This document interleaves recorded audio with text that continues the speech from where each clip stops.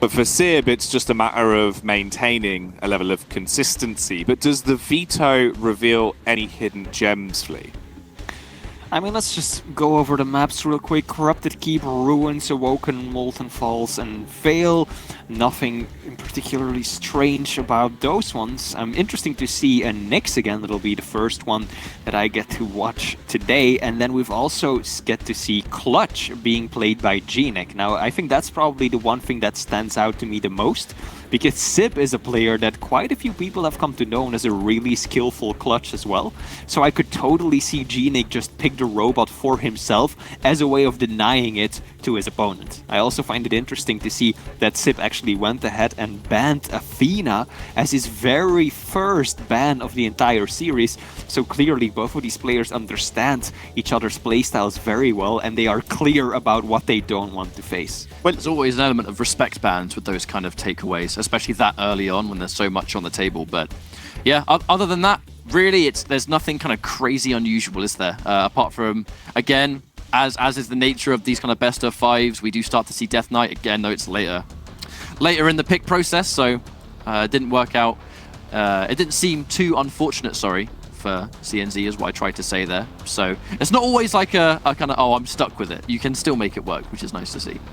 It actually looked like he had basically got away with 2 bans in one go there. Gnik was able to get rid of the Galena in one swift turn. As you said, take Clutch away from Sib as well, which starves him out in the later portions. And he is a good clutch. We were still seeing people ban it out in Poland, even when he hadn't played it in like, what, 4 or 5 weeks over the course of the normal competition. So that might actually have a bit of a bigger picture to it. And it does seem like we're almost ready to get underway with this series. Dan, are you ready for this one? I'm excited, Jackie. Oh, that's what I like to hear. Yes. You're fired up. You're energetic. Yeah, I am. Good and back. Beautiful. Ready. Beautiful. I can't wait, as you should be, as it looks to be an absolutely fantastic game to carry us on here. Obviously, as we touched on, this is our last best of 5, and you've got the added benefit of this one obviously being a North American bust-up, both of them living in the same region. Dan, ping issues aside, this is all-out warfare between them both. Yeah, and this is one of the, I guess, the closest series of, in terms of predictions, I would say, in terms of raw skill. So it is going to be probably going all the way. My gut is feeling Sib. I think he's grown a lot recently, but we are jumping straight into it. So let's crack on with Corrupted Keep. Yeah, it's already underway. There's been a little bit of damage exchange between the both of them. So Sib's on the Ranger, and Gnik is actually bringing out the Eisen. The turret's already caused a little bit of turmoil, but it hasn't had much of an opportunity to do anything naughty. It has been scrapped immediately for parts, but Sib trying to get a few shots off, playing quite aggressive with the HMG. The rockets come out to play, and they basically leave that encounter on the same stack. Yeah, just feeling each other out. Sib is just trying to withhold the pressure from Gnik at the minute as he's crushing himself in, running at Sib, and it does pay off as Sib isn't able to do enough damage, but I quite like the way in which Sib was prodding and probing there, not overcommitting, but Gnik, pressure was unrelenting.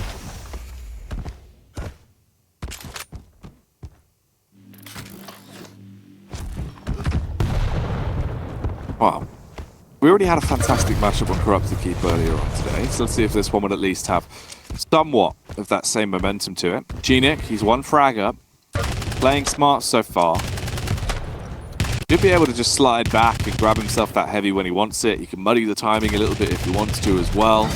Now he'll move in. Going to be a 1-1 split on the major items. Sib taking the Mega. Gnik just working his way around with the heavy. He's actually getting up close and personal though, Dan, deciding to push in and use the turret as a bit of a scout. Yeah, Gnik really wants to keep the pressure up. He knows how much control he's got at the moment and wants to bully Sib quite a little bit. But Sib is just trying to keep his distance somewhat, using the HMG extremely well and winning that engagement to a certain degree, as he's just dealt a little bit more damage than Gnik, and Gnik decides to back off. Gnik wants to engage, but Sib's doing a good job so far of making sure in terms of positioning he's got a good exit route, as well as playing the distance game well. So Gnik is also responding in kind, chipping away to the point where he feels more confident to make an aggressive push for the next time.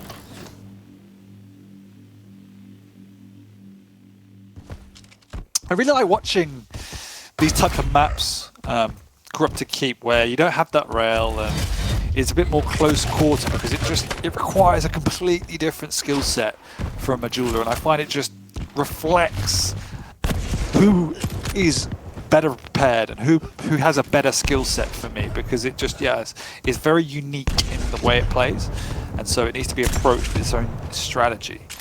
And at the minute, Gnik is obviously winning this one, but Sib, I have been impressed by the way in which he has maintained his discipline. Yeah, I mean, it's still early days. It's not too blown out of proportion yet. It's only the one frag advantage for Gnik. Sib getting the mega there is still going to be beneficial for him, especially if he lands shots like this. Now he's chunked Gnik down relatively low. He doesn't have much sustainability left going into these fights, and bit by bit, Sib is keeping him closer and closer towards death's door. He just needs to be able to actually finish him off to put this back into a 1-1 stance. But Gnik doesn't fancy any of it. He scarpers. He does actually miss the timing on the heavy pickup, so they're going to split the major items again. Yeah, as you rightly said, just Actually gets both down. That's really poor from Gnik. He definitely had the opportunity, just slightly mistimed it. When I say poor, I mean unfortunate, because he definitely was on point with what he wanted to do, just execution wasn't there. Because of that, now Sib has worked his way into that lead, and he's done such a great job over the last 4 minutes of making sure that the difference was only 1-0. Gnik definitely had all the control up until now. Sib's really slowed down the pace of the game. And Gnik's timid as well. You can see he was debating whether or not to actually make the move down to get the mega, but knew he'd be up against a much bigger stack coming straight towards him. The raging bull that is Sib that could have charged into him, instead had to play defensive. Oh, now no. they get into their next engagement. Nice work with the LG. Does an awful lot of damage as he'll thunder strike against Sib. But they back off. Sib's not overcommitting to the fight. Instead, he's playing it safe. Fires out the rockets to try and deny him getting the heavy. Gnik just waits, swings all in one foul swoop, beheads Sib, and now it's 2-0. All that work to nothing. Yep, all that work to nothing. Fell off in the mid-ground. I don't know if he intended to fall, but it cost him an awful lot of his health and armor. Gnik in position early for the heavy, knowing he had an equal stack to fight if Sib wanted to engage, and Sib did, and it did not work out. And now Gnik has total control, could take down Sib if he wants to, but playing conservative, doesn't want to give away anything for free. Sib aggressively pushes him for the heavy, and he makes it work. But good decision from Gnik just to back off, pick up the mega instead.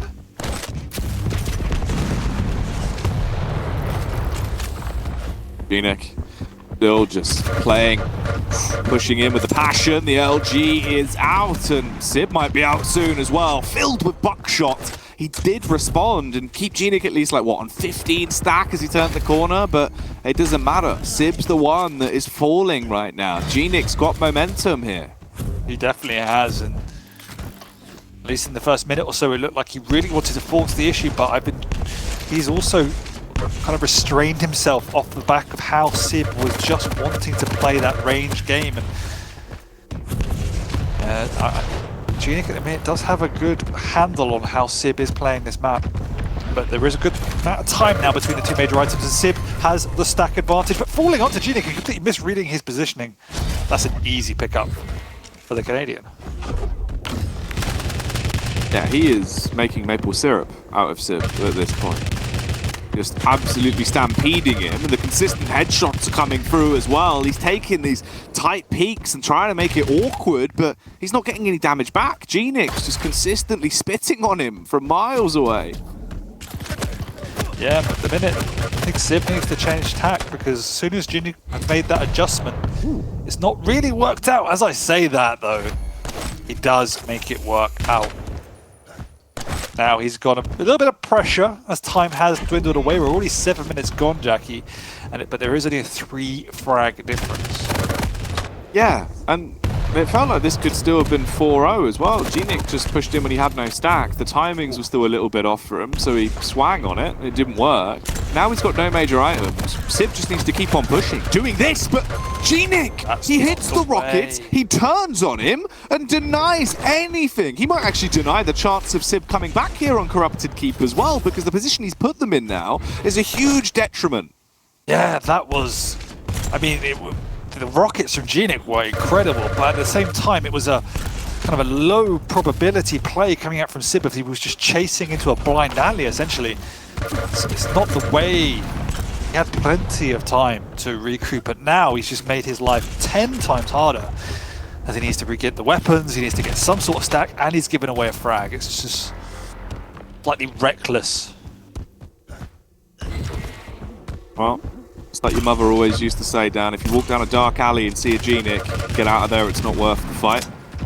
They've clearly not been informed of that.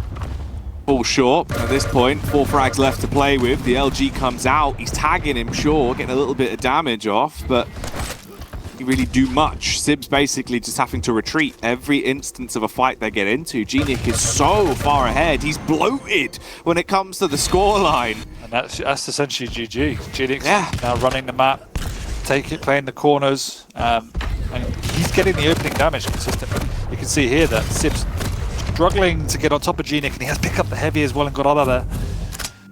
Once again, Gnik is the one in position to deal the damage or get away. And I don't think there's much Sib can do now to get 5 frags in just over a minute. No, like the likelihood of him actually being able to get back into this one is so marginal. It's a good opening for Gnik at least. Sib does find a consolation frag towards the end, but it would have to be kill after kill after kill, and I mean maybe if he got that one there, he still would have had some time to play with. Instead though, he's been blown to smithereens, and as you are saying, it's pretty much done. Yeah, I started by saying I quite enjoyed how Sib was playing the opening, but in hindsight now, it doesn't feel like he ever had a foothold or took the initiative in any real way, apart from that one mistake when he chased Gnik down and died in the lower courtyard. So it's a little bit of a weird back and forth duel, because it just felt like Sib never really tried to take the initiative. I don't know what you think about that. So it's odd, right? Because he literally, at one point had both major items like 3 minutes into the game and could have been able to get so much more out of it, but then just kind of got 1 frag and was like, alright, that's chill, let's still keep it slow. He was playing super controlling, but when he did have control of the game, didn't really do much with it. I don't know, it felt like the ideas were there, but the actual execution just wasn't. It's just a bit flaccid, if anything. I don't know, it's just kind of... like a soggy sausage, Dan. Yeah. Sib the soggy sausage. As well. Hopefully he can, dry that sausage off, get it roasting, get himself back in. You would never want a damp sausage, yeah. No, I mean it was not till really the last 2 minutes where we felt he really picked the tempo up. So yeah. It might be one of those things where it was again qualification / relegation nerves, and it was like he's not the most proactive player at all times, but I've definitely seen more aggression come out from Sib during the previous weeks we've watched him. Definitely need to get that back. So one thing I'm curious about as well is it did seem like we actually had some issues with the veto graphics. So if you were tuning in before, obviously when we were in the pre-game and we were rambling about it all, we were kind of debating the fact about how it's interesting that it looked like Gnik had stolen a clutch pick from Sib. However, it does appear, Dan, that actually that veto was incorrect. Looking at it now, this makes an awful lot more sense. So Sib's on the clutch, which obviously he excels at. He loves playing clutch. We don't normally get to see him see it, especially in a long-form format like a best of 5. You would have assumed it would have been banned. Yeah, so we'll see what he has to pull out. Like, I guess when we watch people like Raze, that's traditionally we see that as like a free map. It's not quite the same level of strength for Sib, but nonetheless an effective clutch player, and it always distorts and alters the way in which you need to approach any single map with a clutch in it. And if you don't keep a clutch under wraps, you will get pummeled. So interested to see what Gnik responds with in that matchup. Yeah, obviously being on the visor, I mean, clutch is big enough at the best of times. You'll probably see him coming, especially with the sheer speed that he takes corners, right? I think you'd know if that big boy was on his way. Yes, and it's more than that, right? It's the shield, as you say, it's the stack, it's the speed. Like, it has all the ingredients. Yes, it's easy to hit, but at the same time, when it has 2-3 times as much health and armor as you, and damage mitigation, and the speed to get in or out, it's how do you manage that if you don't keep on top of the clutch at all times?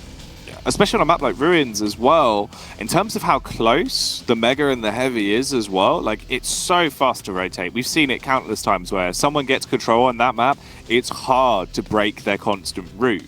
Especially on a clutch, you can breeze round there. So it could be a level of ease, actually, for Sib. We'd have to see. That would tie the series 1-1 if he's able to come back in here. But Gnik does lead. He's, of course, our challenger as well. So it's up to him to really prove why he needs this spot inside of the Quake Pro League. Absolutely. I think Visor is a not the best pick against the clutch. You don't have any real utility to stop. As you say, you kind of know what the clutch wants to do. You know where it's moving. You can hear him very clearly. The piercing sight isn't the most valuable tool against such a mammoth, but so that makes his life even more harder than it would have been. Yeah, that's the thing, like, especially as well with the best of 5, maybe he was just hoping that it also just gets rid of Visor early on, but you feel like if you would have been able to get that out a little bit later on versus maybe a light champ, it could have been more beneficial. I don't know if the utility really helps here versus clutch, but maybe we're wrong. Let's get into the game. Let's see Gnik versus Sib. Map 2 as we go back into it. Gnik currently leading. He gets the spawn close towards Heavy, but he's already taking a little bit of damage as well. Sib is just swinging on him. 2 tags have already come out. Pops the shield, runs in. He is trigger happy, and the LG will gun him down. Yeah, maybe he didn't even need to pop the shield, but better safe than sorry. And that's a good rail. Can he hit a second? He can, but it's just after the pickup. That would have been perfect start to the game if he picked up the Mega Health as well. But nevertheless, somehow Gnik does survive. He doesn't have any weapons to work with, so shouldn't be committing down for this Heavy anyway. There's actually quite a big split on the major items, though, because Gnik got both. So that could come back to at least damage the timing a little bit. Well, Gnik's not going to know any of the times anymore. He won't be able to think about much at all. He's dead as Sib just rips his way through him. 2 easy picks have already come through in the space of the first 50 seconds of the game. It's a great start for Big Master Clutch. Yeah, this is not the start you want. Also a decent amount of time vials on this map as well, so if you play it well as a clutch, you can get around and make sure that he is very low. He might just commit here as a last chance for Saloon, because once you get that low on clutch, sometimes it's better just to commit and die and respawn. It takes so long to get back. But Sib decides he doesn't want to give up a frag. Thing is, though, Dan, what he is giving up is all of the major items. Right now, Gnik's had each and every one of them. And obviously, if you are a clutch, sure, you might have a pretty massive stack, but if you can't get anything to actually build it, you're just left wandering around looking what you can find. And it takes so long just picking up lights to try and get your stack back as well. But he has the lead, and 1 rail sets him back a whole minute worth of work. It's incredibly painful. And he didn't need to pop the shield there. That's unfortunate. A little bit of panic, I think, coming out from Sib. He was never going to do anything. Popping that shield definitely harms him now. Yeah, I think you are right. That's an instance where you just take it on the chin. Yeah. Keep that for a next fight. Let that encounter go. Instead, now it's 2-2, obviously. Maybe there was a difference there if he actually did have a shield to work with. At least Gnik's stack's taken a bit of a hit, and Sib's finally back into gaining somewhat control. Not much, but a whole lot better, and it's looking moving 4. It is tied as well. Where does it go from here? Gnik taking a lot of damage, quite exposed there, and Sib, as soon as he takes an inch, he'll start to take the whole mile. But yeah, as you rightly point out, there isn't much of a difference between the 2 major items now, so if Gnik plays this well, he might be able to steal away the one that Sib doesn't go for, and there's some good rockets. Sib is living on the edge, trying to commit there from above. Because of that, Gnik manages to get the Heavy, which is definitely a big lifeline for him right now. Because he was so low, it's just that basic stack he gets out of it rather than any overstack, which means he definitely still needs to play defensive. Well, that's the tactical visor. It's not really benefited him. He didn't get any of the tags off with it. Vision's now gone. It's not going to be up for a bit of a while. Meanwhile, over on Camp Sib, he has the shield to play with. That's going to be sat in reserve. He's also got a heavy armor, and you can see the difference. Just by looking at the bars, you know that his stack is absolutely massive. Not in time for the Mega, though. Gnik's just baiting a fight, knowing he can restack if Sib does push in. Wisely, though, Sib doesn't do that, but does have the high ground advantage and manages to drop down on Gnik. It's a great rail. this is where you can see the power of Clutch come through. You can just capitalize upon that speed and stack advantage as soon as you're low. And there's really not much you can do. The difference there is maybe another champion with more maneuverability might be able to get away, and this is the proper Liza. That if you are stuck, you are stuck. Oh yeah. I mean, I'm surprised Sib actually got out on that one, but I suppose that is the blessing, just as you were saying, the movement there for the big boy. Even though he's huge, he moves ridiculously quickly and dips out of the fight. Still close, but neither of them not really wanting to engage too much. Sib now actually looking to make his move, but he's so chunky, Dan. It's ridiculously easy to land those rails, and Gnik's realised that. Yeah, but it is, he has to string back-to-back rails to try and get on the clutch, because as we said before, as much as you can't get away from the clutch, how do you catch him in the open? So you need to set up these traps or string together multiple rails. Ooh. Oh, both of them taking a cheeky peek there, and in for a penny, in for a pound. Not really actually going to land though. Sib trying to do a little bit of pounding as he goes for the jump shot across. Still just farming those smaller items as he's basically just going on a bit of a scavenge mission, looking for gold every time, seeing what he can actually get out of it.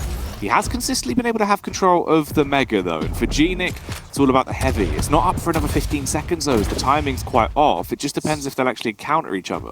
Well, Sib knows when the timing is, and he's built himself a stack now to the point where he can contest for this, so either try and force a fight or push his way down. He's got the shield as well. Seb decides to play exceptionally safe. That's the fact he could have pushed in for that with the shield up. Down in that watery grave, it is chaos, and Gnik wouldn't be able to get away, but Sib, with his lead, content to play methodical, play the safer route, hit the rail first. There's no criticising that. No, I mean, it makes sense. It's still quite a tight game, and obviously Sib is one map down as well, so overconfidence would certainly be one of his biggest drawbacks if he started going for ridiculous plays. At this point, he's playing very safe, was waiting for the timing to swing, turns the corner, a lot of damage done, secures the major item. That's a great engagement to the fight. If he gets both here, he's set up for a frag and to push himself into a huge position. But he can't get round the corners. Gnik's been able to elude him until he comes out through the teleporter, Dan. He's so low, Sib just needs to push, which he will. That was played perfectly. Really, really nice there by Sib, and the basic strategy, methodical play coming to the fore as he doesn't get sucked into chasing Gnik around the map, potentially taking unnecessary damage. Instead, hits the crucial shots, gets the good frag that he needs to increase his padding ever so slightly.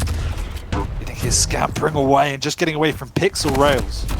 Man, look at Sib's aim right now as well. You can tell when he's fired up. This is when he starts doing some of his best work, when he's aiming like this. The confidence is out. Weapon prioritization was everything. He got the rocket and the switch was there. It seemed like the SSG was about to come forth, but no joy for him today. He does fall, and Gnik, I mean, barely alive, Dan, still trying his best. He is. Sib just missing a bit of the rail there, and Gnik is living on the edge. But I think in this matchup, you need to take risks, and as we said, it's how do you catch a clutch? Well, he was cornered. Gnik had to commit for that one, even though he didn't have the stack advantage. He knew that was his big opportunity to push in for the clutch. And you will always be dealing more damage than clutch. That's the nature of playing such a large champion. You need to take these calculated risks. We're 8 minutes into the game on this one. Gnik playing off the back of the audio cues. He will get himself another heavy. Major item split still working out fantastically if you want to claim both, but Sib has other ideas in mind as he runs across the bridge, taking the damage on the cross. So confident for it. The close range use of the rail as well, wields it like a shotgun and guns down Gnik. Look how much stack he still comes out with, despite taking essentially 100% lightning gun for 5 seconds. Shield, the overstack, getting the mega. So much to work with in terms of resource.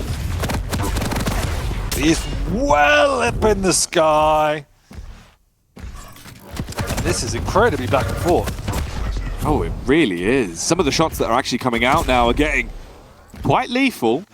Doing a lot of damage with these railguns, and that seems to be the bigger picture. They both realised they can hit some rapid flicks on these. We're 8 minutes and 30 in. It's still just one frag. That's basically been the barrier between them both over the course of the entire game. Gnik's going to get the heavy, Sib will get the mega, and the game begins anew. Yep, and I think Sib definitely needs to work his way onto another light because he's not particularly healthy at the moment. At the same time, Gnik doesn't have a rocket, which is slightly painful, but Lightning Gun is a very, very, very effective tool against Clutch, and that's what he needs to do. But Sib isn't going to commit for anything. Although he is a little bit cornered here, he does go up at the last second. Gnik needs to chase. He's tagging him, he's knocking him in the air, and he's keeping at arm's length, but the LG has really forced Gnik off the fight. He's instead had to take his time to reposition, pick up the Mega, pops the piercing sight, he gets himself a rocket, but he needs to be so precise. He does get the tags out, but can he finish him? If he doesn't find the frag in the next 30 seconds, we won't be going to sudden death. He's trying to take it straight to him. He did have the read. He knew exactly where he was for a second, but he's lost him. Playing off the audio once again, swoops down, back over by the stairs. Sib evades him on the turn. Damn, with 20 seconds left, it could be gone. Yeah, this is what we said, is that how do you actually catch Clutch? Oh, he has dropped down though, and that's could have been bad, but he does scuttle around the corner. Is he going to get out? Yes, he's taking a rail, but he's very healthy. I don't think Gnik can make it up now, and he can't. Painful for Gnik. But I mean, if I was Gnik, I'd actually, like, even though you lost, like, 4-5, incredibly close given the big difference in everything we said that Clutch should bring to the table. Oh, like, by no means was it obviously a whitewash from Sib, right? It was still the fact that it was a close game between them both, but he just waited until that 1 minute where the one thing we were talking about came true, right? Like, that literal movement alone saves him, because at that point you're on a visor, you don't have any real assets to you apart from the fact that maybe he can try rocket jump and take an angle, catch him off guard. Obviously when he did that as well, the timing just wasn't there. I don't even think it would have mattered if he would have gotten up onto the ledge, but Sib was just far too quick, jumping around the corners, breezing out, just running, because all he had to do was waste time. Yeah, and there were points where, again, I think he might have been slightly too conservative when he had that massive overstack and he knew Gnik was somewhat trapped. But at the end of the day, if you win and you don't give up a free frag and you don't take the risk and it works, that's absolutely fine. So he did what he needed to do. He did, and he did so well as well. 5 frags, 4 deaths there. Sib, as he comes out on top, meaning the series goes 1-1 apiece. This is our last best of 5 as well, of course, because this is Gnik's attempt to re-qualify for the league, which in reality, I suppose, bodes a whole lot better, because obviously at least this game is still close. It doesn't go down to a best of 1 scenario now, where if this was a best of 3, it would literally be whoever takes this next map, that's it, it's done and dusted. With these two, we've got a whole lot more to go, and it seems like moving on to our next matchup is going to be Awoken. We've got the Doomslayer coming through for Sib, and Nyx on the on Gnik. Yeah, we've spoken about Nyx a little bit on this map. It's definitely a personal preference. I'm not the biggest fan of Nyx, but at the same time, she's still one of the most sought-after champions just because of her utility and the power of that Ghost Walk. We saw earlier today how strong it is if you can use it, particularly offensively, and it's actually a very good map to use offensive Ghost Walks Awoken. So I'm actually feeling pretty good for Gnik. This is the best I've seen him play. I mean, at the end of last season, I think he didn't look entirely himself. And maybe his confidence was knocked, but coming back into this, he definitely looks a more stable, stronger, his aim's looking good. But I don't see any reason why he can't make it definitely work. No, I definitely feel like there's a chance for it. He just needs to show that now. Obviously, it is an important series to win. It's probably the best potential opponent that he could go into, though, because it does feel like at times Sib's self-confidence can take a knock if he has a shaky start. He knows he can perform well, and he can. We've seen it, right? He can take on some of the best, but it feels like he has to get over that initial hurdle. Them now being 1-1 really sets us up for this absolutely beautiful point forward. So we get back in on Awoken. Sib's on Doom, and he's already making his move towards that rail. Yeah, as he does commit early for some initial damage, but eats a rail for his troubles and needs to back off himself. Gnik's definitely going to be clever in his positioning and utilize that rail particularly effectively in how defensive Sib is, and so the way to counter that is to set up traps or be able to play the range game particularly well. Oh, and Sib messes up the jump pad already and gives up the easy frag for Gnik because he's fully stacked now. He has torn him apart, but Sib Still fighting back, hungry for it, as he'll peek back through, but that might actually come back to haunt him. He's still taking the fight with the LG, leaving himself so susceptible to his attacks. None of the major items are up yet. Even if he makes a mad dash over towards the heavy, Gnik can get there quicker. This is worrying. Sibs just trying to get those lifelines of smaller items. The rail will land and leave him on, what, 10 HP? If that, looks like 1. Somehow he scampers out of there alive, but he shouldn't do, really. Gnik definitely made a little bit of a hash of that timing. Should have just played and got the item, but instead it does sneak away with it and somewhat evens up the stacks to the point where he can defend himself if Gnik wants to push. Plenty of time between the major items. There is a decent enough stack to get onto both. Gnik not wanting to commit, quite happy just to consolidate his positioning on the Mega. That away. Distant turns and twists round the corner. The aggression is coming out. Phoenix just lurking, trying to slow down the tempo a little bit. They've got 5 rockets, pre-firing around the angle, expecting the push to come in from Sib, but actually he's backed off. He's playing the long game on the reposition back over towards the heavy first. Gnik's just all out committing to this as well. He can ghost walk back towards Mega, restack himself, and then continue into this fight. Actually, with way more health and a huge advantage into it, a lot of damage done. Sib teetering on a knife's edge, and Gnik knows this. He just has to commit and get the kill. That's all it comes down to, but he's struggling to finish the job, Dan. He really is, but also Sib at this point in time is not looking up to the game because he's missing quite a few easy shots, whereas Gnik is doing all the hard work. He's just not finishing anything off, and it is incredibly back and forth as Sib does hit a rail. Gnik is low. Is he going to commit for this Mega? Yes, he is, and he's gonna die. Finally though, Sib hits a rail.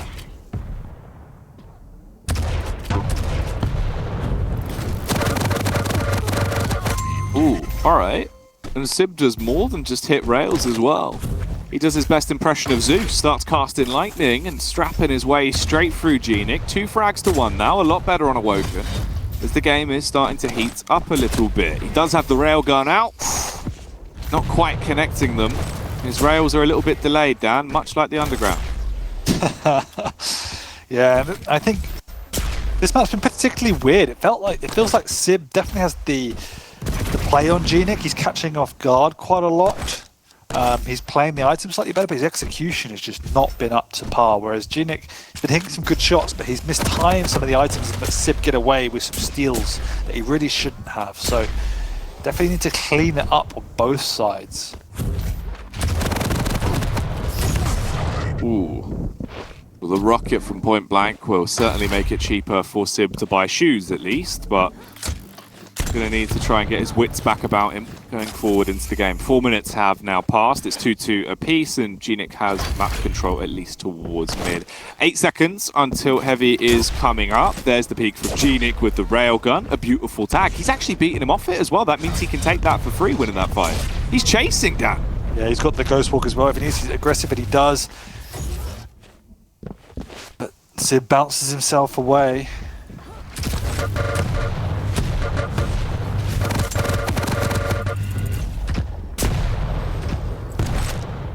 Doom double jumpers save Sib a couple of times already this matchup. Always forget how impactful it is in those in-combat situations. Oh. Gnik with the timing. Just dipping back. The railgun shots whizzing by him, barely missing. He's hitting his, however, and he has been able to kneecap Sib. He's now chasing. If that one would have landed, it would have left him in such an awkward position, basically on life support. Instead, their stacks are relatively similar. He does get the follow-up off as well, and he's straight out chasing. The aggressive ghost walk to try and get in position. Rocket in hand as he goes through the porter. And Sib's been able to evade him until now. Up the bounce pad, dangling in midair. It's a prime target for a railgun. Sib is just running for his life, and he has been for the last minute or two, but as once again, Gnik overcommitting, not finishing off his prey, and his prey walks away healthy. Still alive and kicking, but go down screaming in the end as Gnik tears through him with the LG. 4 rockets left. to rumble with. Spots Sib once again. Another bit of commotion back over towards mid. Tries to keep him back, and instead he actually just retreats. There's a 1 frag advantage, and we know how these games go. It's all we've had the entire time. Finally, the first defensive Ghost Walk from Gnik. The rest of the times it's been to initiate, this time just to stay alive. Yeah, this time it is, and now without it, Sib definitely has a big window of opportunity to capitalize upon that weakness of the Nyx, as she is very low and just running for her life now. Is there anything Sib can do? We know how risk-averse he is as a player, so I don't expect him to be committing too hard for anything. And there is plenty of time to go, so that's not, again, anything he's urgently under pressure to do. That rocket really stops him in his tracks. Oh, Gnik, ooh. Turning close back towards the teleporter. Did try and get the shot off with a railgun. Instead, playing the game of cat and mouse. Here we go. Another aggressive Ghost Walk. Number 3, as he had to get himself those lights to work with. He only has the 1 rocket left as well. I hope he realizes, of course he does, as he'll switch back over to the rail. Nice. Fantastic connection. He can slaughter him with the LG. And Sib goes down like a ton of pebbles dropped into a river. Yeah, and it feels like this game has been 7 minutes of Sib running for his life. It really does. Gnik's done a good job of keeping up the pressure, and he's hitting all the necessary shots. Finally, he's converting them, as too often than not, Sib has got away with not a lot to work with and managed to sneak away with a major item. Good fake rocket jump by Gnik, forces Jib back out into the open. But it doesn't make him pay, as Sib now runs once again. But with 2.5 minutes to go, Sib definitely needs to find a way to get back into this game and deal some damage onto Gnik. That rail was also after the pickup, so it dealt maximal damage. Really hurts. And now Gnik can finish off an easy frag after a nice couple of clean rails. And it's looking really, really bad for Sib now, Jackie, as I don't know what he can do. I don't know if he does at this point. It just feels like he hasn't been able to get the, I don't know, the killer instinct into any of the fights he's been going into. He's basically just been kiting around Gnik now the whole time, just trying to get him to chase him and be able to evade him. And Nice. Breaker comes in from Gnik as he breaks the face of Sib. 7-2. Awoken's got to be his map. I really don't see anything else happening here. This is just a Sib graveyard. You can tell when a player is feeling confident when they're running around, self-damaging, cycling even light items. That really signifies that somebody is just feeling their groove. And it's nice to see that Gnik is in that moment at this point in time, and it is very worrying for Sib now, as he barely won on his favoured champion on Ruins Clutch. He's got absolutely manhandled on this map. He really hasn't felt like at all he was really ever going to win this. No, and this should just be another finisher as well. Gnik, I mean, nearly the trade, almost took himself down in the explosion, but it seems like he's been eating nitro, as that was an explosive blast to come through. 9-2, final 50 seconds of the game, and at this point, it's just a matter of what else can Gnik really do? Just holds the angle, literally just a beam of LG. Sib walks into it, Sib goes down, and it's still all about Gnik! He gets the 360, Dan, get the camera! Oh, if only it was a no-scope, icing on the cake. Oh no! Oh. He's a proper cheeky git, isn't he? Yeah, I mean, obviously Sib has kind of thrown in the towel maybe a minute ago, but it's, once again, just one of those signifiers of Gnik is feeling himself. He feels good. That's the one thing I would say, like, you can't let Gnik feel good. Like, he's somebody that has struggled on the mental side of the game, I think. Like, he's often finished sets himself throwing in the towel and looking incredibly frustrated. So when you let a player like that, a momentum-based player, feel themselves, it's so difficult to get them off their horse.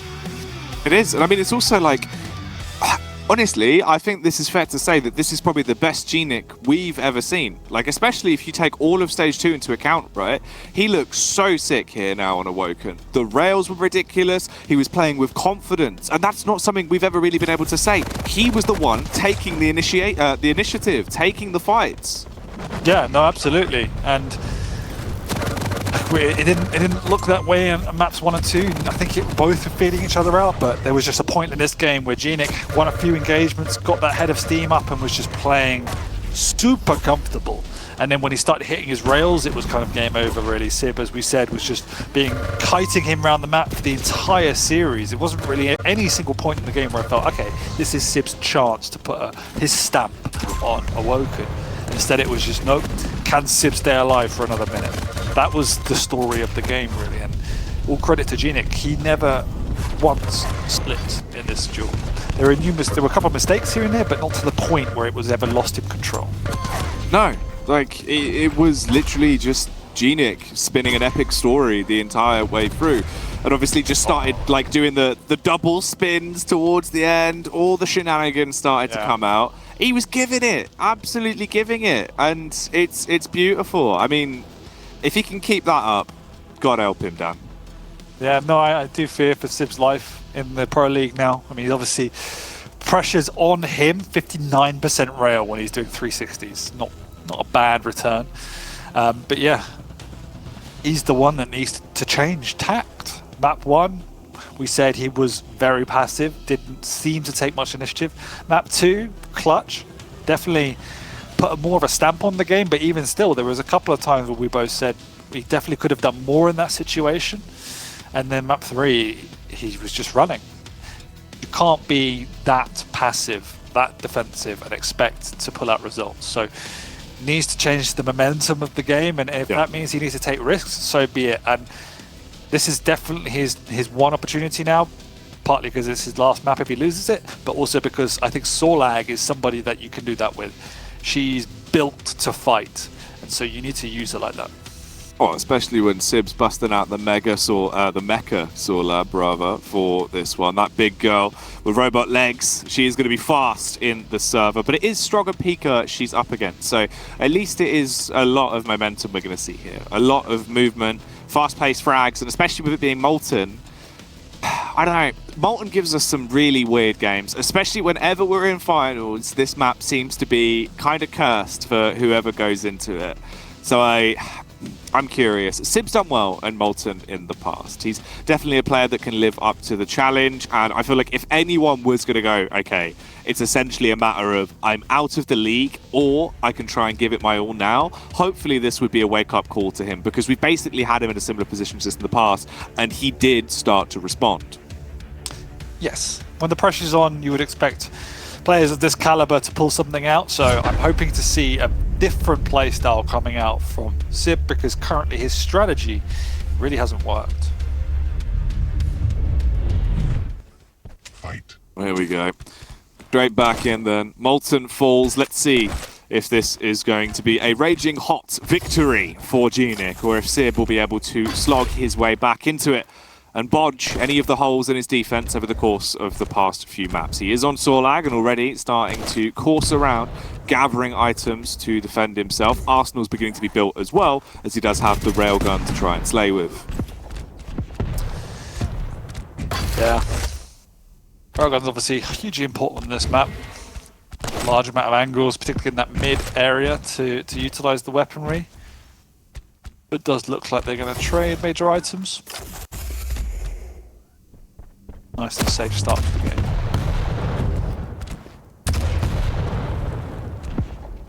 Firing off the rockets initially. A bit of a trade between the both of them. But no overcommit. Not in the early round just yet as well. I'm actually wondering if Gnik might try and slow down the pace of the game a little bit going into this as well, knowing that he doesn't necessarily need to overcommit into a lot of these fights. Ooh, all right, Sib. I mean, just dove on there. Was just having a bit of a spin down. The shakes coming through with a gauntlet. Not a great sign. At least he gets away with his life and doesn't go 1-0 down. Yeah, not an ideal situation to. Not really, no. Not sure if that's just him enjoying himself or him frustrated by something, but it's yes, not good. And to your point about Gnik, it's completely right. I would say that he's found most success by keeping up the tempo. That's definitely where Sib looks like he's been struggling. That's a great rail from Sib, though. So if I was Gnik, I would definitely want to keep that same momentum up, but at the same time, you've got to play the map, you've got to play the situation you're in, and at this point in time, he's certainly on the back foot. He is. I do wonder if that means he'll still be on the back pedal as well. Sib, a bit paranoid there. Didn't quite realise where Gnik's location was as he got tagged as he turned the corner. 2 seconds until Mega is up. Sib is going to run the risk of waiting in the open, swings on it and collects it, and now he's starting to fight as well. Knows where Gnik is, and he is hungry to try and take a bite out of him. This big raptor starts swinging. A lot of damage done. Good globules coming out as well. You shouldn't spit on people in public, but Sib clearly hasn't been told that. Goes in with a shotgun as well. Can he finish him? Gets the first tag off, and that's the slam dunk with the HMG. Sib finally goes 1 up. Yes, and it does look like Sib has been listening to our cast, as the speed of Sib and the pressure is significantly higher than it has been in previous games. Great back-to-back rail. And that's 2-0. I can see why Gnik committed, but that's maybe potentially slightly premature. I mean, it was a bit disgusting as well. The reactions from Sib definitely starting to pay dividends for him. He's a sniper with a hell of a scope.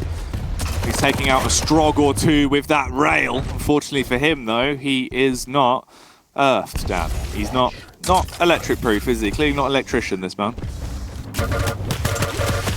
No, and that's exactly what he needed, as Sib does take another fight up there and defends his high ground, obviously starting with a good stack and should win himself the heavy. Also picked up the rail in time as well. I mean, he's got all the weaponry he needs just at this point in time.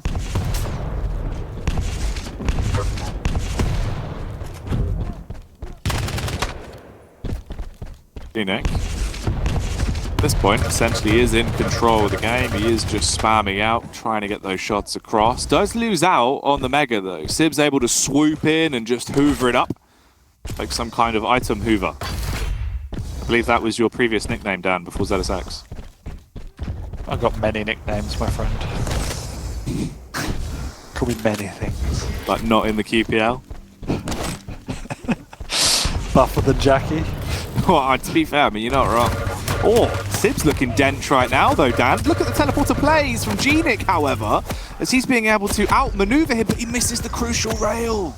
Does, and kind of that's what symptomatic of last map, really, where he was getting Sib incredibly low and just not able to finish him off. But in the end, his pressure paid dividends, so let's see if he can keep it up again and not let himself get too frustrated by that, because it can be wearing when you're doing all the hard work and not getting your rewards for it.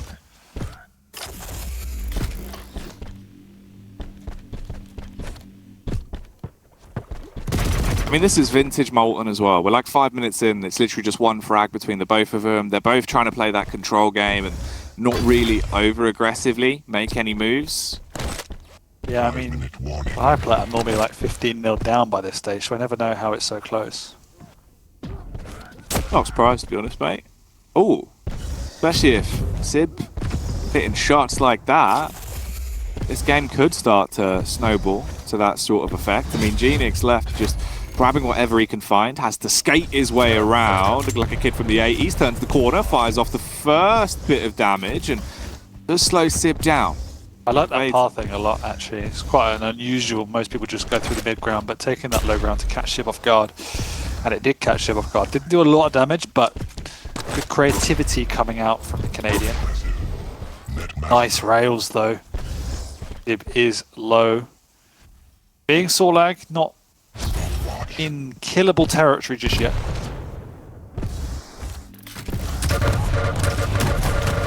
Ooh, here we go. Lightning's coming through. Claws are certainly out as well for the Raptor. The Sorlig starts to try and claw her way through Gnik. Gnik again, still basically just playing that game of cat and mouse, evading Sib into all of these fights.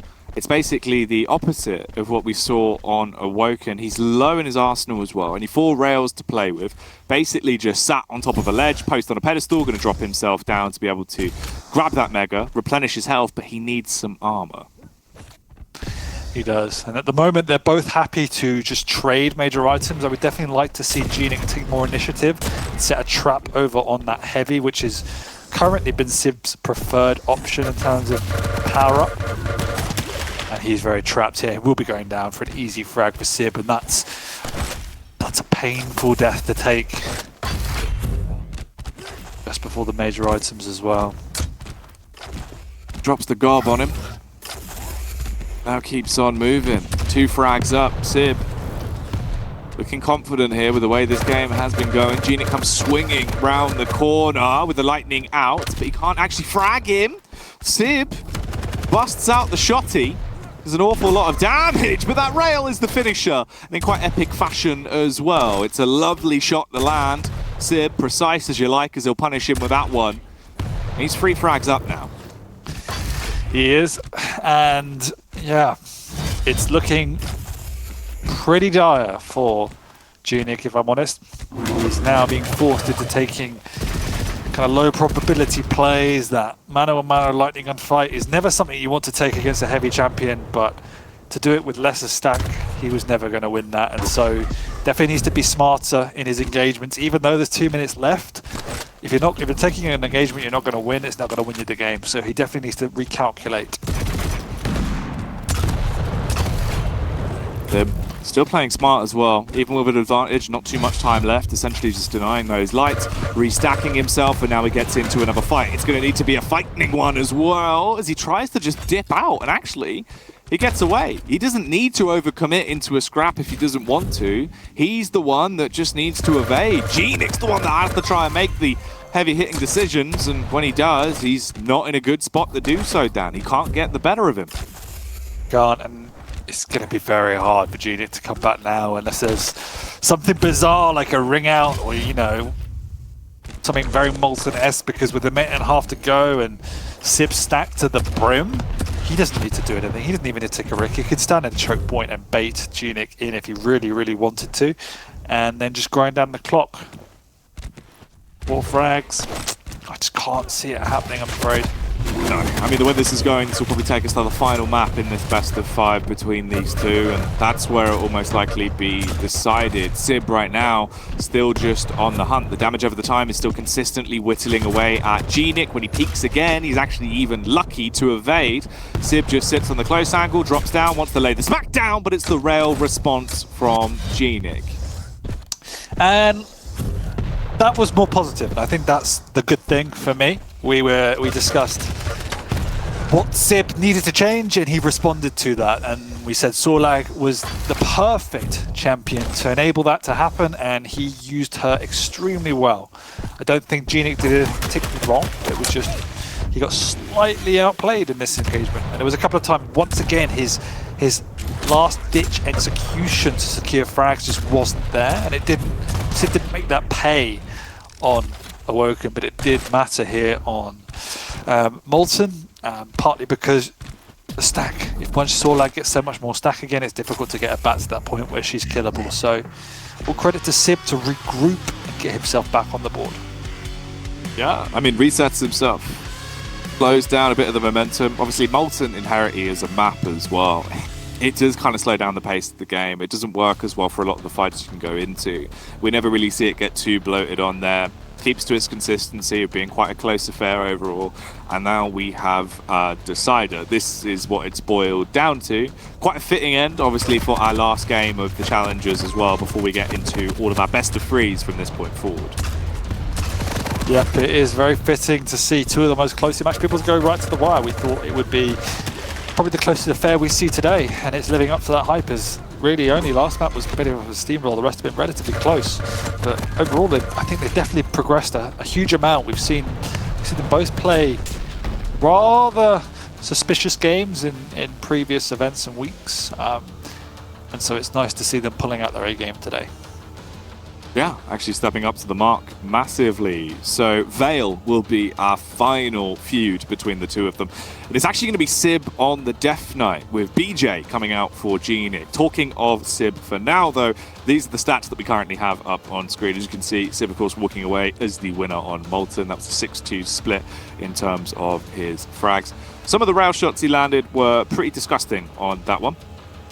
Yeah. Wasn't as impressive on the map before, but he definitely, again, once again, stepped it up here. He's just somebody who, having spoken to him in the past, just needs to feel himself. He's not feeling his aim and feeling his game. He definitely alters the way he plays, which might have impacted how passive he was in previous games. And suddenly on Molten, it clicked, and that's why we see the more natural aggressive Sib came out, the Sib I enjoy watching.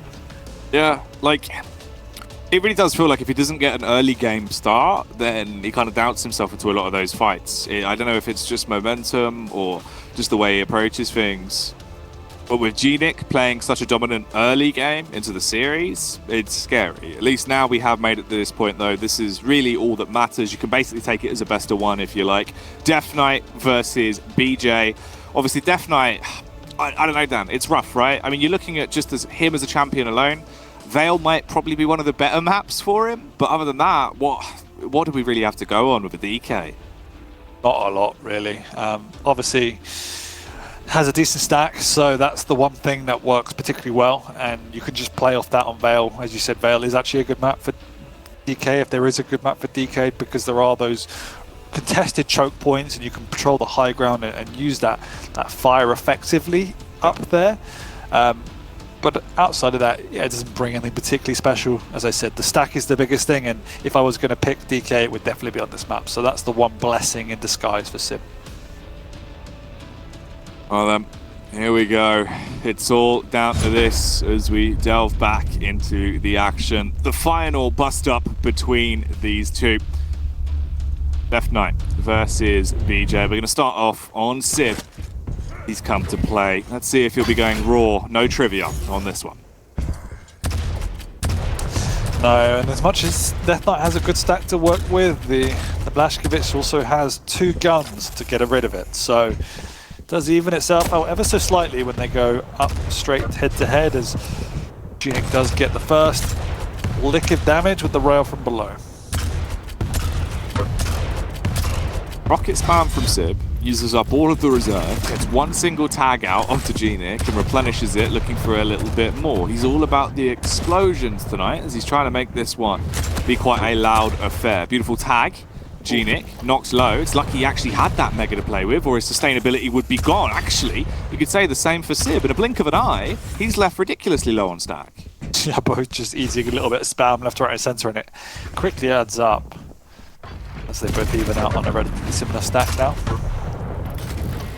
Nice rockets from above from Sib, and Gnik does go through the teleporter, but he's now trapped as that fire is above, and Sib is below. 1-0 Sib, 1 minute gone. Sib roaming as well. That's the mega pickup. Looking to really take this one with aggression. Actually lurking around the angles right now though. Listening out for the audio cue. Good read on the tri-bolt. A lot of damage coming through with those shots, and that's both major items found as well. I mean, you can actually get a little bit more aggressive. Fantastic read as the timing works out with the pre-fire rocket. Knew he'd do it again as the game of peekaboo does not work well, but actually, in a twisted tale of events, that's the switcheroo from Gnik, and a frag coming out as well. Oh, 2 guns is normally better than 1, but not if you don't have an opponent to hit down. No, but you will find him here over in the courtyard. Oh no! But he... No! That's it! Oh! That is unbelievable. Sib couldn't even dreamed of that coming off that spawn. That's absolutely ridiculous. That actually could have a big impact in the grand scheme of the game. I'm curious to see how that will swing things. It's reset them both. No one came out of that fight. I mean, at least Gnik has a bit better stack than he would have had. Oh, what the rockets are landing. Sib's looking completely dominant right now with the pre-fire. He's banging. I was about to credit Gnik for his weapon switch to the machine gun, something not a lot of players would have done. And then Sib walks away with the frag after hitting 2 glorious rockets.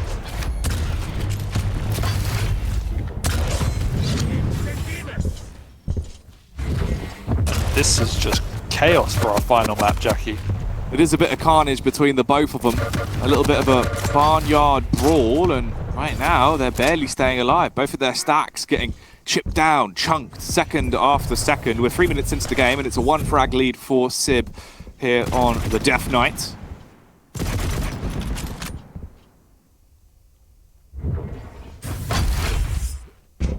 Ironic, of course, Dan, that he is deaf, but he's playing for the audio cues.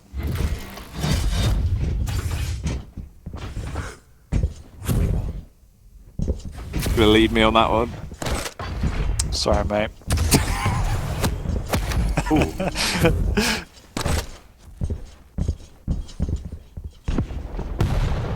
3-2 here, 3.5 minutes gone. Both players pulling out all the stops for their survival in this event.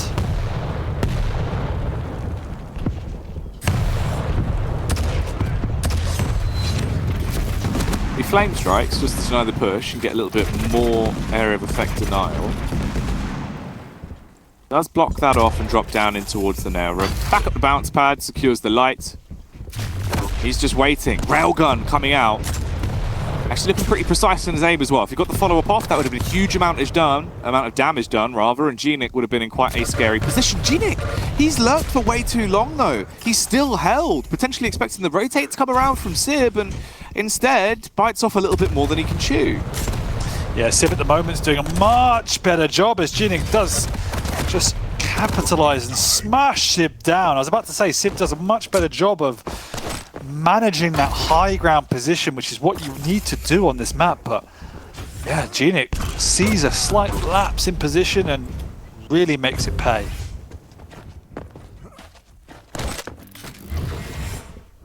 The game's tied. Ooh, not for long. I mean, if Sib keeps hitting rails like this, bust through the door, waving the 4-4, Gnik's not breathing anymore. Sib as well, securing the major items as he's starting to take whatever he wants. He's ruling with an iron fist at this point. He's back in the lead.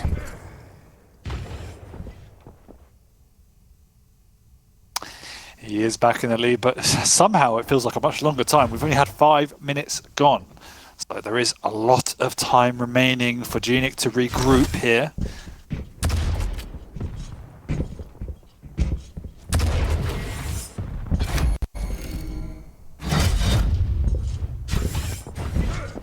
Sib has a good rotation now.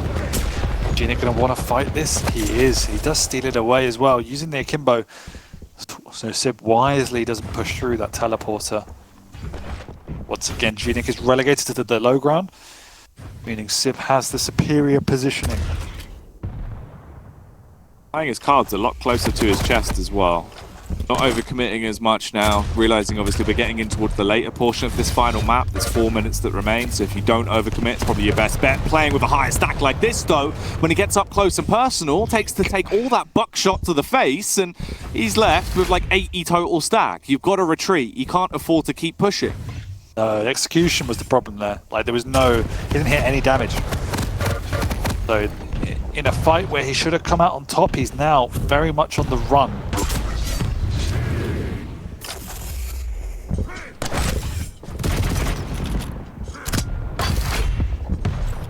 Lots of time for this Mega as well, so Gnik to come busting through, missing that rail. There's no reason why. He could have definitely gone in for a close combat encounter.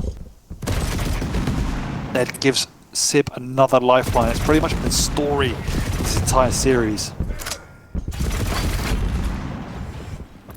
7 minutes have gone by. Time's just ticking away rapidly on this one, but it'll probably seem like a lifetime for our two competitors. Whoever loses this will be out of the league. Sib swings to do a little bit more damage. That is actually the dual wield used from Gnik as well to try and gain control towards the heavy, but he can't win it.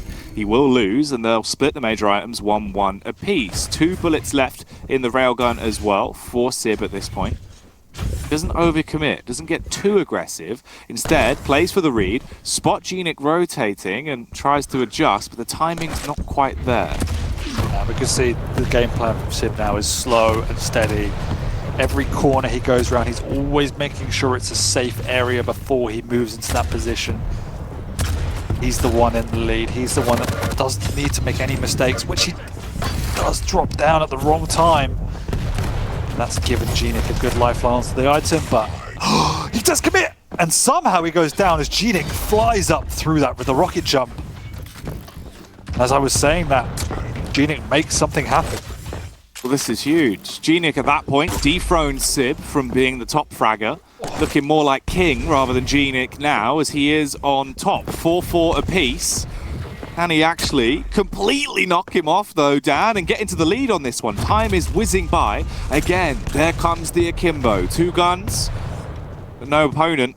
So it doesn't matter. He can't hit anyone with them. The LG's out on parade and he's trying to make it sing, but it's so many near misses. He leaves himself susceptible to the attack as well as he'll drop down so close to death's door. All Sib needs to do is execute on this, but he's playing the long con. But there's nothing up for Gnik, so he's very early for this Mega. I don't know if he's realised he has now. He tries to back off and buy some more time. He just walks through, takes no damage, he's very healthy. Decides not to pressure. And this is going to be a very tense last minute, Jackie, is both players are pretty healthy. The rail does favour Sib though, and Gnik needs to run. At this point, they're both scared to death. They're scared to look. They're shook down as they don't want to get into a fight. They don't want to take any encounters because of how close we are towards a sudden death. It wouldn't be worth running the risk. Instead, they try and play the slower game. Waste 30 seconds, build your stack, and have a bigger chance of winning the game in overtime. Gnik, he actually twists the script a little bit though. He fluffs his lines, goes off script, and starts to make it work. He's ad-libbing in this, Dan, as he's done an awful lot of damage and left Sib close towards death's door. That railgun could have been the finisher. If he can kill him here, he qualifies for the Quake Pro League. The rocket response from Sib nearly blows him to bits. He's just spamming on the corner, but he can't kill him. We make it to sudden death. They have no stack, and they scarper for a major item each. God, that jump across the heavy made me shudder, as that's the like a prime rail angle. Sib is living on the edge. Oh, he nearly hits the rocket. He takes no damage though when he does get out of there, but he's got nothing to work with still. This is so damn close. 30 seconds into a sudden death, a position it didn't seem like we were even going to get to. With that last couple of seconds of regulation, it was absolutely disgusting. And now we're here, both of them just barely roaming, keeping themselves away from each other, staying low to the ground, and not getting into any trouble. Why did he just let him get a free heavy? There was no reason why Gnik needed to do that. He's trying to set a trap, but Sib's not falling for it. Yeah, this is where you see nerves coming up. This is not the way he was playing earlier in the game, and you can just see how important it is, the recognition that it needs to be a perfect encounter. Popping the akimbo early, once again, not wanting to take any risks, but it does mean now it's not up for another push. Don't know if Sib recognized he'd popped it though.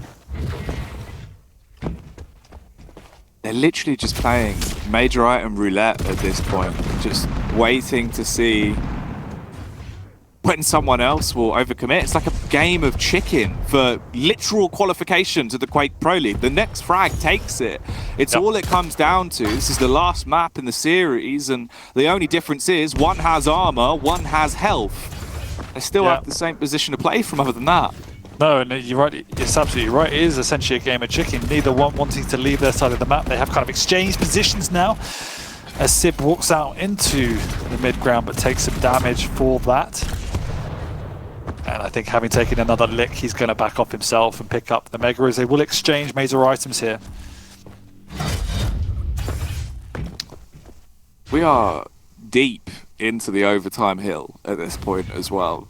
2 minutes and 20 seconds left, and it's still literally both of them just trying to bait the other one out. Faking audio cues, trying to play a game of paranoia, put seeds of doubt in the mind of the other one. There's no confidence left on either of them, Dan, as they're not willing to try and initiate. Finally, we have a bit of a fight coming through. The double nails going out. There's the tri-bolt, cast across, but none of it's really landing. Major items come back through as well, so that cuts any chance of a push from Gnik short. He's got to rotate back around and waste more time. Exactly. Neither one, as you rightly say, want to commit for anything. They're both hoping a little bit if their spam hits or one of their traps land, but when neither one is making a move, a trap's not going to land and spam's not going to do much. So somebody needs to take a risk as they both creep into the mid-ground, but with the split levels, it's pretty hard for either one to do any sort of damage to each other. Gnik is going to make a move for the heavy, though. He catches him there as he knows the timing, but not doing too much. Retreats to his safe space. I mean, there's some kind of attack there. At least Sib was able to land the rail. The missed rail from Gnik, that could have been a wealth of difference if he actually got the tag off. But instead, now we're thrown back into this chaos. Just a 4-4, 3 minutes into the overtime. They've essentially rotated slightly out of their comfort zone. There is a possibility, though, that Gnik is just baiting, try and give Sib a full sense of security, so he goes for the push onto the Mega, and then he can clean up. But they still just stick to their guns. They're not coming out of what is basically their home turf. Yeah, they're both panicking a little bit here as the importance is weighing on them, and every minute that passes really does amp up that pressure even more. Even though the significance of the situation doesn't change, the pressure certainly does. So once again, we're not going to see an awful lot coming out until essentially a mistake comes out from either one of them. And this could be it, as he is caught here down in the acid area, but manages to get out and hits that rail as well.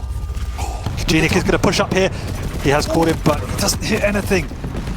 Wait a minute, Dan, it was all set up for Gnik at this point. He had way bigger stack to work with. Basically both of the major items. He's getting the tags off now, and Sib gets dropped down so low once again. We're almost 5 minutes into the overtime. These fights have been going the opposite way to which they should. Every time they have a bit of a brawl, we're gonna make it the 5 minutes. They're both so low, so again, they reset into their comfort zone. Wait out for the major items. They've at least split them, so Gnik gets heavy. But Sib hasn't been able to make his move onto the Mega. This is the first time Gnik can get both of the major items. Gnik sets himself up to win it. This is where he needs to put his foot on that neck and finish it off. He drops onto him, and he does it. Gnik regains his spot in the QPL, and deservedly so. All it came down to was the matter of who finally got both of those major items. They basically fought over control of it. They were so scared. You could see all confidence was gone, right? In a different world, a different timeline, maybe if there would have been one of those fights that they just would have committed to, it could have come with a different outcome. Instead, as soon as Sib got out of control of being able to actually take at least one of those items, Gnik was so confident for it, dropped in, knew he'd win just purely off the back of the stack, and he takes it. He's qualified again, back for the league. It feels like it's a revolving door of Sib getting knocked out and having to requalify, and Gnik's come back through. It does a bit, but I think if we look at the overarching theme and the way they played that series, Gnik for me showed more confidence, more proactivity, and a better all-round game. And I think he looks revitalized from whence we saw him being knocked out before, which is a good sign. He definitely does. And as we bring you boys back in, Fleet, catch up obviously from spectating on the sidelines. What stuck out to you from Gnik?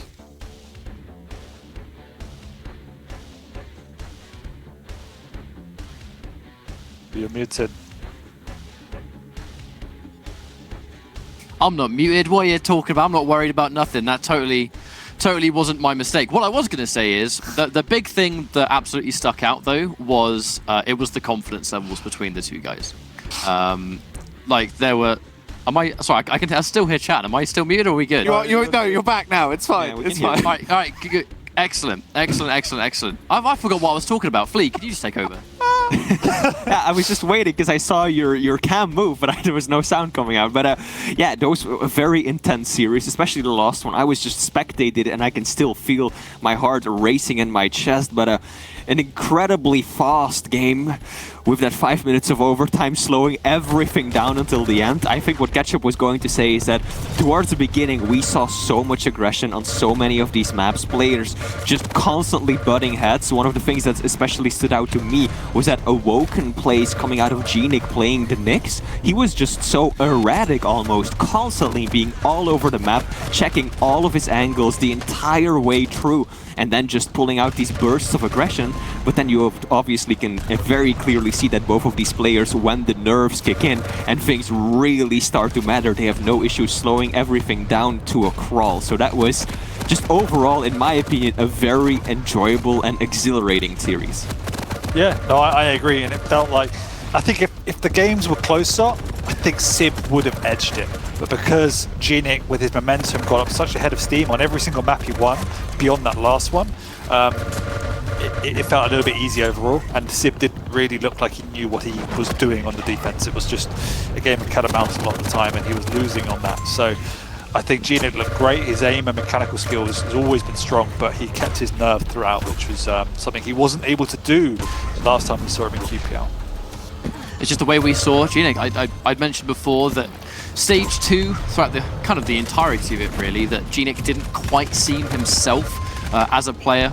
Yeah. And there was always something about him that was just kind of off, especially during the actual finals themselves, where there were just so many different things at play that kind of made Gnik not play the way he knows he can. And I think today, this is how he knows he can play. So it's one hell of a starting point. I think he's got some time to kind of recover and recharge those batteries. Going into a game 5 is always a long and stressful process in this kind of situation. So the best he can do to really recharge in that downtime is much appreciated. A shame to see Sib go. I know that he was in on fire form to get back in, but this is just the nature of challenges.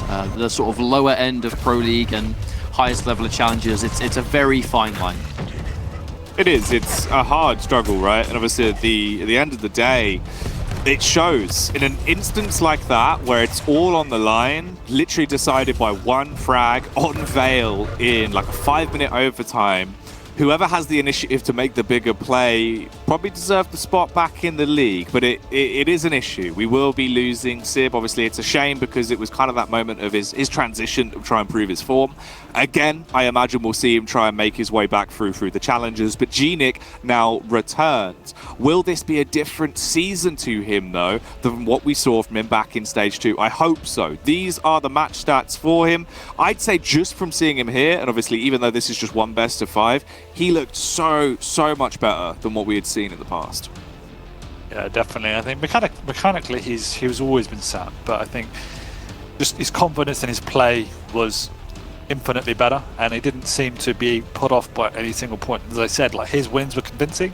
I felt that was Sib's wins, he had to grind it out. So that's definitely credit to Gnik. I think the one thing we did, a kind of common theme throughout the series, was that Gnik was doing a lot of good work in and around the map, but wasn't ever able to finish Sib off a lot of the time, and that's actually a crucial skill to have. So there's some decision-making aspects of his game that need to improve, but it's a work in progress still. He's definitely a lot better than he was before, and to earn his spot back is going to be a huge confidence boost.